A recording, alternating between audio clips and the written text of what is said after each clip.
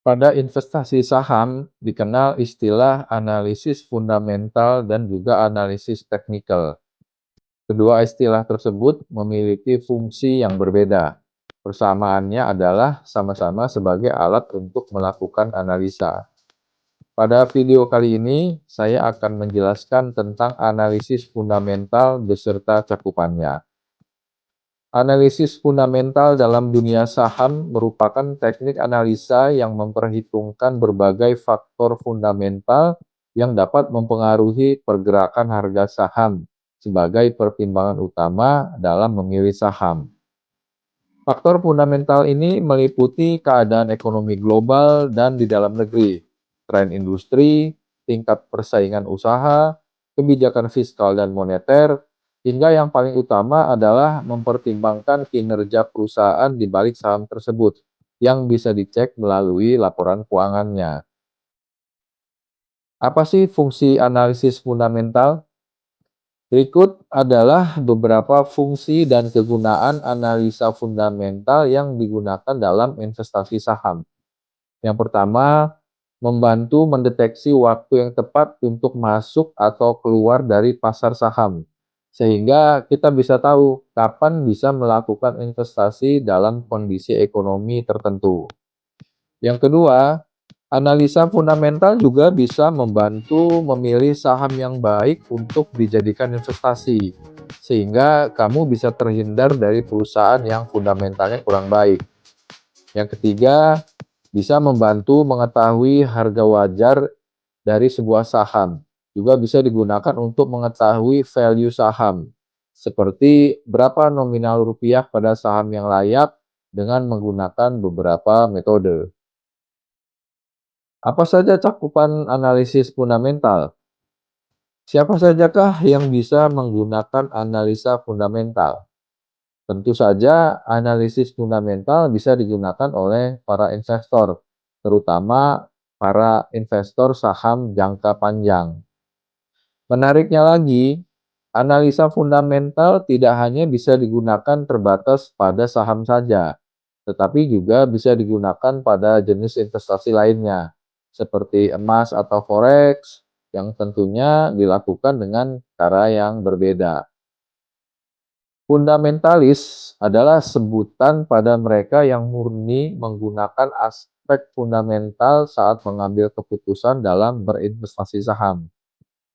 Perlu kamu ketahui bahwa dengan analisa fundamental, kamu juga bisa melakukan analisis top-down yang dimulai dari kondisi ekonomi negara-negara secara makro hingga kondisi perusahaan secara mikro. Untuk analisis makro, ini merupakan cara untuk mengetahui kondisi ekonomi negara yang berlaku secara keseluruhan, di mana kita perlu memperhatikan apakah ekonomi suatu negara itu masih tumbuh atau tidak. Begitu juga dengan inflasi yang tidak mengancam pertumbuhan ekonomi dan lainnya. Untuk analisis sektoral atau analisis industri. Nah, ini merupakan analisa untuk mengetahui kondisi masing-masing industri. Dan di sini kamu bisa melihat sektor industri mana saja yang memiliki peluang untuk bertumbuh. Lalu untuk analisis mikro. Nah, analisis mikro ini merupakan cara untuk mengetahui kondisi perusahaan yang bisa dilakukan dengan melihat kesehatan keuangannya, yang bisa diukur dari laporan keuangan perusahaan tersebut. Ada berbagai rasio yang dihasilkan dari laporan keuangan, seperti earning per share, price to book value, return on asset, return on investment, PER, debt equity ratio, dan masih banyak lagi. Kamu bisa menonton video saya yang membahas tentang macam-macam rasio keuangan jika kamu ingin memahami dan mendalami dan juga ingin mengetahui cara menghitung rasio-rasio keuangan tersebut. Kemudian, selain dari laporan keuangan, ada data lain yang dibutuhkan untuk bisa dianalisis dengan menggunakan analisis fundamental ini. Di antaranya adalah berita dan juga data-data ekonomi. Untuk berita bisa didapat dari media elektronik atau koran. Sementara untuk data ekonomi bisa didapat dari Badan Pusat Statistik atau Bank Indonesia yang biasanya mereka keluarkan itu secara berkala. Berita dan laporan keuangan pun bisa kamu dapat dengan mudah di Bursa Efek Indonesia, kemudian juga bisa dari situs emiten yang bersangkutan, serta dari perusahaan-perusahaan sekuritas yang kamu gunakan. Apa saja langkah-langkah untuk melakukan analisa fundamental? Secara garis besar, analisis fundamental terbagi atas dua tahap, yaitu analisis kualitatif dan analisis kuantitatif. Analisa kualitatif adalah jenis analisa yang tidak berbasis pada angka. Dia bersifat subjektif, namun penting karena memberikan gambaran besar tentang potensi kinerja perusahaan ke depannya. Contohnya, analisa kualitatif pada analisis fundamental antara lain meliputi analisis model bisnis perusahaan, kemudian juga keunggulan kompetitif, kualitas manajemen, dan good corporate governance atau transparansi perusahaan. Sedangkan analisa kuantitatif adalah jenis analisa yang melibatkan angka dan memiliki hasil yang terukur. Contohnya analisa laporan keuangan seperti neraca, laporan laba rugi, dan laporan arus kas, serta analisa rasio-rasio keuangan yang lain. Nah, jika kedua teknik analisa tadi digabung, maka akan menjadi langkah-langkah yang praktis bagi investor pemula untuk melakukan analisa fundamental. Adapun langkah-langkah untuk melakukan analisa fundamental adalah sebagai berikut. Yang pertama, memilih perusahaan. Langkah pertama adalah memilih perusahaan. Dalam memilih perusahaan, pilihlah perusahaan yang bagus, berfundamental kuat, dan memiliki prospek yang baik di masa depan. Cara mengetahuinya adalah dengan menggunakan analisa kualitatif. Misalnya, dengan menganalisis apa saja keunggulan kompetitif si perusahaan, bagaimana kualitas manajemennya, hingga menilai seberapa besar potensi keuntungan yang bisa dihasilkan si perusahaan dari model bisnisnya.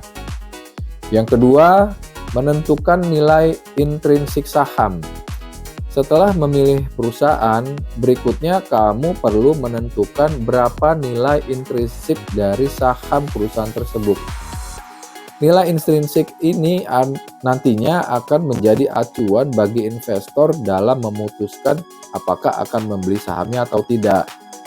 Seorang fundamentalis biasanya hanya akan membeli saham yang saat ini dihargai di bawah nilai intrinsiknya, atau dikenal dengan istilah undervalue, dan akan menghindari saham yang dijual di atas nilai intrinsiknya atau sudah overvalue. Lalu, bagaimana cara mengetahui nilai intrinsik dari suatu saham? Ada beberapa cara untuk mengetahui nilai intrinsik saham. Namun yang paling populer adalah dengan menggunakan metode valuasi price earning ratio atau rasio PE, dan juga price to book value atau PBV. Yang ketiga, menentukan MOS. MOS atau margin of safety adalah selisih antara nilai intrinsik saham dengan harga pasar saham saat ini. MOS umumnya direpresentasikan dalam bentuk persentase dan berfungsi sebagai jaring pengaman bagi investor untuk mengantisipasi ketidakpastian di masa depan. Sebagai contoh, anggap sebuah saham memiliki nilai intrinsik sebesar Rp500 per lembar, dan kamu membelinya di harga Rp350 per lembar. Bila demikian, maka walaupun prediksi nilai intrinsik saham kamu salah, setidaknya harga saham perlu turun Rp150 per lembar dulu atau turun 30% dari nilai intrinsiknya untuk membuat kamu rugi. Nah, sebaliknya, jika prediksi kamu benar, maka minimal keuntungan yang bisa diperoleh adalah sebesar 30%. Dalam analisis fundamental, investor disarankan menentukan margin of safety sebesar mungkin, namun masih dalam kadar yang masih masuk akal. agar paling tidak masih ada ruang yang cukup untuk jaga-jaga seandainya prediksi kamu salah. Demikian pembahasan kali ini mengenai analisa fundamental pada investasi saham. Yang pasti, jika kamu ingin jadi seorang fundamentalis, kamu harus rajin mencermati situasi dan kondisi terkini, baik kondisi ekonomi secara makro maupun kondisi sektor-sektor industri, termasuk berbagai kebijakan pemerintah yang akan berdampak pada suatu sektor industri tersebut. Selamat berinvestasi dan semoga investasi kamu selalu menguntungkan. Silakan share video ini dan beri komentar kamu. Jangan lupa subscribe channel ini dan terima kasih sudah menonton video ini sampai selesai.